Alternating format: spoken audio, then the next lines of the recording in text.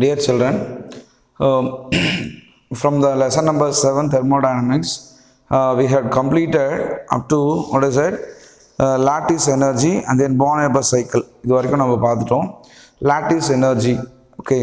ஒரு crystal latticeல வந்து பார்த்தீங்கன்னா என்ன பண்ணுறது, crystal latticeல ரெண்டு அயான்ஸ் வந்து என்ன பண்ணியிருப்பாங்க, ஒரு பர்டிகுலர் ஒரு ஃபைனட் டிஸ்டன்ஸை செப்பரேட் பண்ணியிருப்போம். அதை உடச்சி இன்ஃபினிட் டிஸ்டன்ஸ்க்கு கொண்டு போகிறதுக்கு தான் தேவைப்படக்கூடிய எனர்ஜி லாட்டிஸ் எனர்ஜி. அது வந்து ரெண்டு விதமாக இருக்கும். ஒன்று டிசோசியேஷன் எனர்ஜி, இன்னொன்று அசோசியேஷன் எனர்ஜி அப்படின்னு நம்ம சொல்கிறோம்.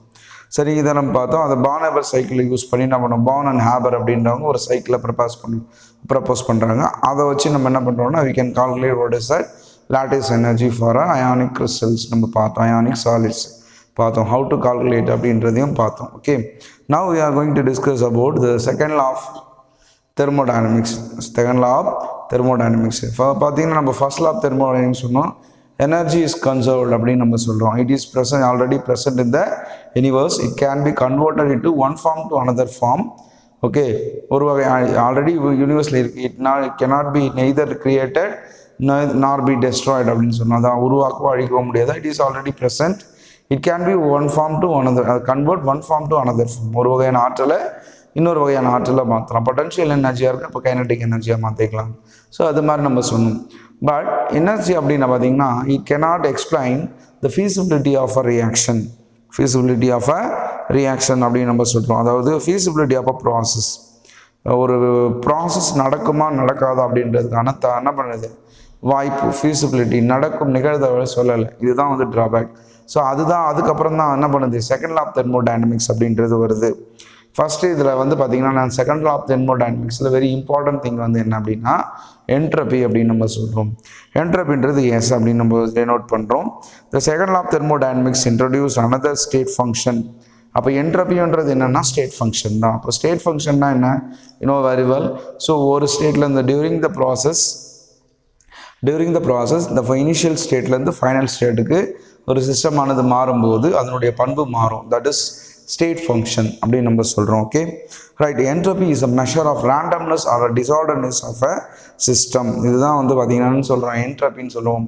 அல்லது சீரற்ற அல்லது ஒழுங்கற்ற தன்மை, ஒரு அமைப்பில் உள்ள மூலக்கூறுகளின் ஒழுங்கற்ற அல்லது சீரற்ற தன்மைக்கு தான் நம்ம என்னன்னு சொல்கிறோம், என்ட்ரோபி அப்படின்னு நம்ம சொல்கிறோம். என்ட்ரோபி அப்படின்னு சொல்கிறோம். Okay, but the thermodynamic definition of entropy is concern with change in entropy that occurs is a result of process. இல்லைங்களா, அதுதான் நம்ம ஒரு இனிஷியல் டு ஃபைனல் போகும்போது ஒரு சேஞ்சஸ் நடக்குது, அப்போ அது மாறுது. அதுதான் வந்து ஸ்டேட் ஃபங்க்ஷனும் நம்ம சொல்லிடுறோம். So it is defined as the change in entropy which is equal to change in absorption of heat, reversible process with respect to temperature அப்படின்னு நம்ம சொல்கிறோம். அடுத்து என்ட்ரோபி ஸ்டேட்மெண்ட் பார்க்கணும். Entropy statement, the second law of thermodynamics can be expressed in terms of entropy. The entropy of an isolated system increased during a spontaneous process. நல்லா கவனிக்கணும், ஒரு தன்னிச்சையான செயல்முறைக்கு என்ட்ரோபி ஆனது என்ன ஆகுமா, உயரும் அப்படின்னு சொல்கிறாங்க. எப்படின்னா for an irreversible process such as in spontaneous expansion of gases. தானாகவே என்ன பண்ணுது, கேஸ் வந்து விரிவடைகிறது வந்து spontaneous process, naturally occurring process. all naturally occurring process are what is it, spontaneous in nature. spontaneous in nature பார்க்குறோம். we are in the rainy season, சரிங்களா. அந்த என்ன ஆகுது, இந்த லே டவுன்ஸ் ஏரியாஸ்லாம் வந்து water will stagnated. After some time என்ன ஆகும் அப்படின்னு பார்த்தீங்கன்னா சன்ஷைன்லாம் வந்ததுன்னா அந்த தண்ணி வந்து தானாகவே காணாமல் போயிடும். நம்ம ஒன்றும் கொண்டு போய் அடுப்பு வச்சு ஸ்டவ் வச்சு ஹீட் பண்ணி அதை வாட்டர் வேப்பராக மாற்றலை. It will be occurring automatically. That is called spontaneous. For a spontaneous process, all the spontaneous processes are irreversible process. For a spontaneous or irreversible process, del has change in entropy is always positive அப்படின்னு சொல்கிறோம். இதுதான் வந்து second law of thermodynamics தான் என்ன பண்ணுது, அந்த கண்டிஷன்ஸே சொல்லுது. சரிங்களா, அப்போ del is total greater than 0. நல்லா கவனிங்க, del is change in entropy total. சரிங்களா, என்னாக்கு 0வோட அதிகமாக, அப்போ பாசிட்டிவ் வேல்யூஸாக இருக்கும்.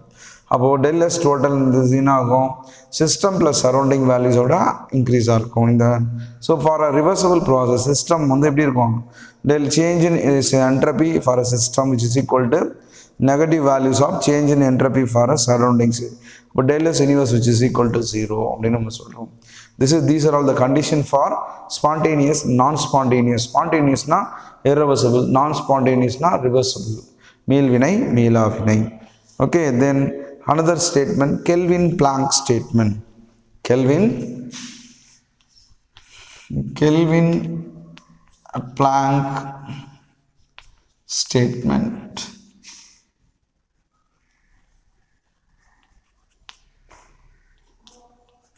Kelvin-Planck statement என்ன சொல்லுது அப்படின்னு பார்த்தீங்கன்னா, there are two different temperatures. It is impossible to construct a machine. It is impossible to construct a machine that absorb heat from a hot source and convert it completely, what is that, into work by a cyclic process without transferring a part of heat to a coal sink. அப்படின்னா இப்போ நான் வந்து 100% energy கொடுக்குறேன் அப்படின்னா அந்த 100% எனர்ஜியும் ஒரு machine வந்து வாங்கிட்டு அது 100% என்ன பண்ணாது, ஒர்க்காக மாற்றாது அப்படின்னு சொல்லுவாங்க. ஆமாம், எங்கேயுமே வந்து ஒரு ஒர்க் நடக்குதுன்னா டெஃபினட்டாக தேர் மேபி ஹீட் லாஸ் இருக்கும். ஸோ அதை தான் வந்து சொல்கிறாங்க, it is impossible to construct. அந்த மாதிரி ஒரு மிஷினை நம்மளால் என்ன பண்ண முடியாது, வடிவமைக்க முடியாதுன்னு சொல்கிறாங்க. ஸோ அப்போ என்ன ஆகுது அப்படின்னு பார்த்தீங்கன்னா,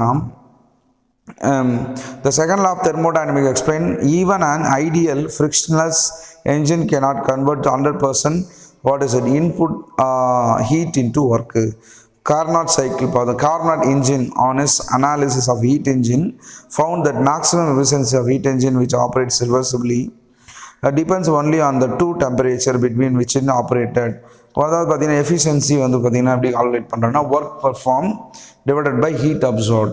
ஒர்க்கு பெர்ஃபார்ம் பண்ணுறோம், எவ்வளோ ஹீட் அப்சார்ப் பண்ணுது, இதுதான் வந்து இந்த ரிலேஷன் வச்சு தான் ஒர்க் எஃபிஷியன்சியை நம்ம கால்குலேட் பண்ணுறோம். ஒர்க் எஃபிஷியன்சியை வந்து என்னன்னு சொல்லுவோம் அப்படின்னா, சதவீத உற்பத்தி நீட்டா அப்படின்னு நம்ம சொல்லுவோம். What is that? நீட்டா இந்த சிம்பிளுக்கு பேர்.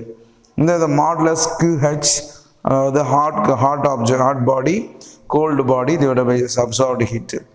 ஸோ இது எப்போவுமே வந்து பார்த்தீங்கன்னா நீட்டான்றது எப்படி இருக்கும்னா 1 - TC divided by TH, temperature of cold body divided by temperature of hot body. So அப்போ என்ன ஆகுது அப்படின்னா, இங்கே இந்த டெம்பரேச்சர் ஹாட் பாடி வந்து far greater than temperature of cold body. அப்போது eta can never be 10%, less than 1 இருக்கும். So eta what is that, less than 1. அப்போ efficiency cannot be 10%. Efficiency cannot be 10%. Efficiency in percentage. அப்போது உற்பத்தி சதவீதத்தை நம்ம எப்படி calculate பண்ணலாம் அப்படின்னு பார்த்தீங்கன்னா, நீட்டா 1 - TC by TH into 100. Neta which is equal to. So by using this relation, we can calculate what is that 1 - TC by TH into 100. TC is the temperature of cold body, TH is the temperature of hot body into 100. இதை வந்து use பண்ணால் நம்ம என்ன பண்ணலாம், work efficiency நீட்டாக calculate பண்ணலாம். Then one more statement, Clausius-Clapeyron statement. Clausius statement அப்படின்னு சொல்கிறோம். It is impossible to transfer. இது இந்த ஸ்டேட்மெண்ட் இவர் என்ன சொல்கிறார் அப்படின்னா, it is impossible to transfer heat from cold reservoir, ஒரு குளிர்ந்த கலன்லேருந்து ஹீட்டை என்ன பண்ணணும், from cold reservoir hot reservoir without doing some work. எந்த ஒரு வேலையும் செய்யாமல் ஒரு குளிர்ந்த கலன்லேருந்து வெப்பத்தை ஒரு சூடான கலனுக்கு மாற்ற முடியாது அப்படின்னு நம்ம சொல்கிறோம். இது வந்து என்ன பண்ணோம், Clausius ஸ்டேட்மெண்ட் அப்படின்னு நம்ம சொல்கிறோம். சரிங்களா? யூனிட் ஆஃப் என்ட்ரோபி வந்து